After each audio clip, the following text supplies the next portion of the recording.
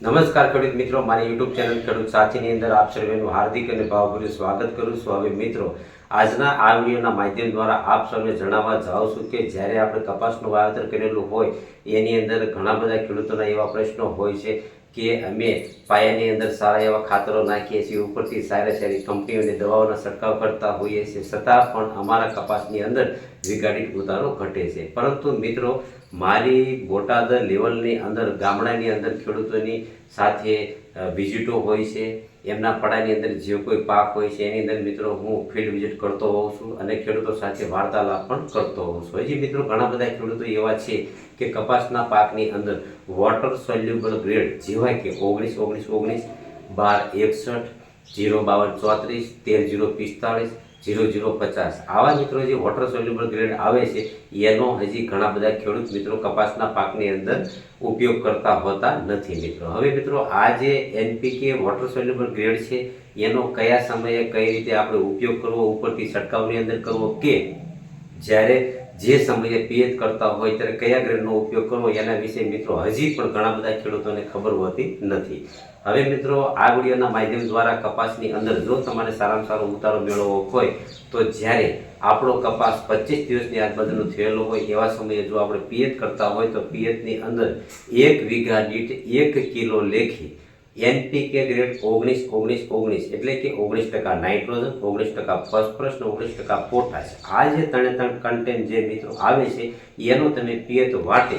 આપી દેશો તો આપણા કપાસની અંદર સારામાં સારો વૃદ્ધિ વિકાસ થશે મિત્રો। એનું કારણ એ છે કે 19% નાઇટ્રોજન હોવાથી છોડ જો પીળો થતો હશે તો પીળો થતો અટકાવી દેશે અને છોડ એકદમ લીલોછમ થઈ જશે। એની સાથે સાથે 19% જે ફોસ્ફરસ આવતું હોય છે તો ફોસ્ફરસ દ્વારા મિત્રો છોડનો મૂળનો વિકાસ થતો હોય છે અને આગળ જતાં સારામાં સારું ફ્લાવરિંગ બેસતું હોય છે। એની સાથે 19% જે પોટાશ આવે છે એના દ્વારા મિત્રો છોડની રોગ પ્રતિકારક શક્તિ વધતી હોય છે। તો મિત્રો, આવી રીતે તમે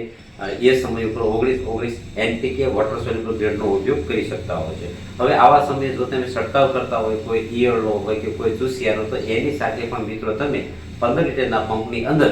80 થી 100 ગ્રામનું માપ રાખી અને જો તમે છંટકાવ કરી દેશો મિત્રો તો પણ સારામાં સારું પરિણામ પ્રાપ્ત થતું હોય છે। હવે મિત્રો, જ્યારે આપણો કપાસ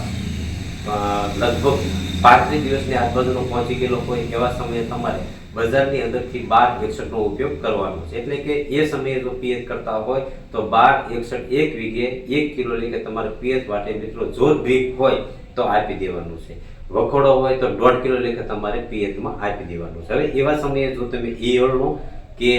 કોઈ વૃદ્ધિ વિકાસનો કે કોઈ ચૂસિયાનો છંટકાવ કરતા હોય તો 15 લીટરના પંપની અંદર 12-61 લઈ અને તમારે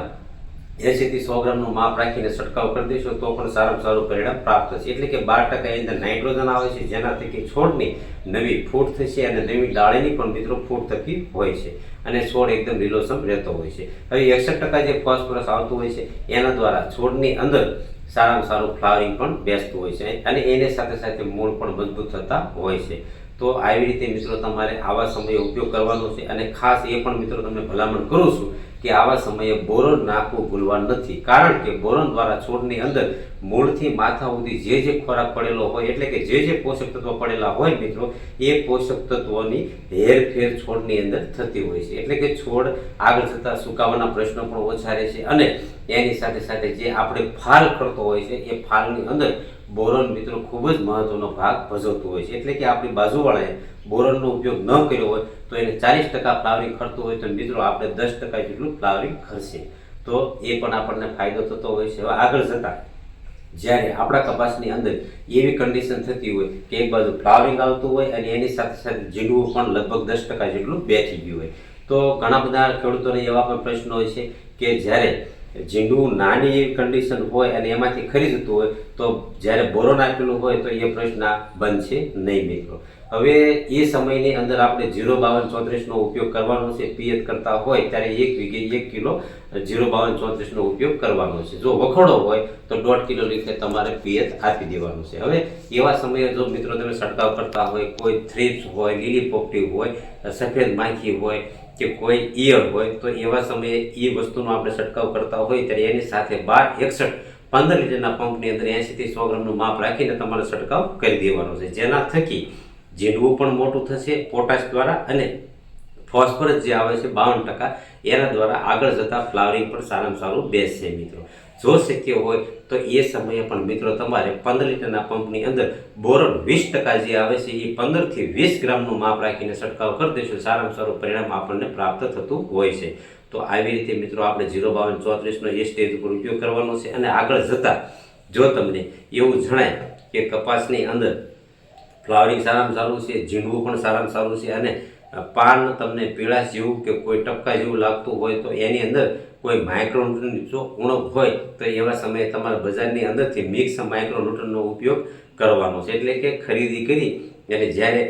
05234 કોઈ ઈયળનો હોય કે કોઈ ત્રિશિયાની જે કોઈ છંટકાવ કરતા હોય ત્યારે બજારની અંદર મિત્રો જે મિક્સ માઇક્રોન્યુટ્રન મળતું હોય એનો તમારે ખરીદી કરી અને છંટકાવ કરી દેવાનો છે. તો આવી રીતે મિત્રો તમે તમારા પાકની અંદર યોગ્ય સમયે જે સ્ટેજ હોય એ સ્ટેજ પ્રમાણે વોટર સોલ્યુબલ ગ્રેડનો ઉપયોગ કરશો તો વીઘા દીઠ સારામાં સારો ઉતારો મળશે મિત્રો. એનું કારણ એ છે કે તમે પાયાની અંદર પણ જે કોઈ ખાતરો નાખતા હોય છે એની અંદર નાઇટ્રોજન હોય, ફોસ્ફરસ હોય, પોટાશ હોય કે સલ્ફર હોય, આવા મિત્રો આપણે પાયાની અંદર